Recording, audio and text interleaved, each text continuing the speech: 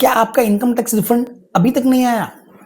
चलिए उसके बात कर लेते हैं। इस बार हम लोगों ने भर भर के इनकम टैक्स रिटर्न्स फाइल करी हैं अपने क्लाइंट्स की, और फाइल करने के बाद बहुत सारे लोगों को तो रिफंड आ गया, लेकिन कई लोगों का रिफंड आने में इशू रहा। उनका आईटीआर तो प्रोसेस हो गया पर रिफंड नहीं आया। तो जैसे ही हम लोगों को इसके बारे में पता चला हमारी टीम के द्वारा और कुछ क्लाइंट्स के द्वारा कि जी आईटीआर तो प्रोसेस हो गया है पर रिफंड नहीं आया है, तो इसके कुछ रीज़न हैं जो मैं आपको बताना चाहूँगा। पहला रीज़न ये होता है कि इनकम टैक्स की रिटर्न प्रोसेस हो गई और उसमें कुछ डिफेक्टिवनेस हो गई, तो डिफेक्टिव रिटर्न की वजह से आपका रिफंड नहीं आया। आपको वो दोबारा से रिटर्न डिफेक्टिव को चेंज करके रिवाइज करके फाइल करना रहना था। नंबर दूसरा पॉइंट ये हुआ कि लोगों ने अपना इनकम टैक्स का जो अकाउंट था या तो वो गलत दिया हुआ था या वो रिफंड के लिए प्री वैलिडेटेड नहीं था।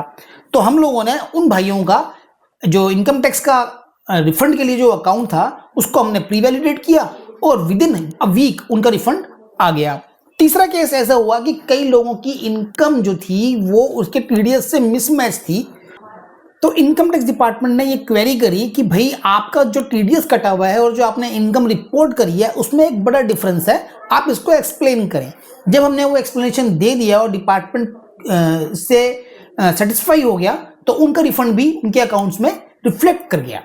तो अगर आपका भी रिफंड नहीं आया है तो ये तीन चीजें जरूर चेक कर लीजिए। हाँ, इसके बाद एक बात और भी है कि एक्चुअल में भी रिफंड थोड़े डिले हो रहे हैं, जिसके लिए हमें इनकम टैक्स डिपार्टमेंट से एक क्लैरिफिकेशन भी आया हुआ है।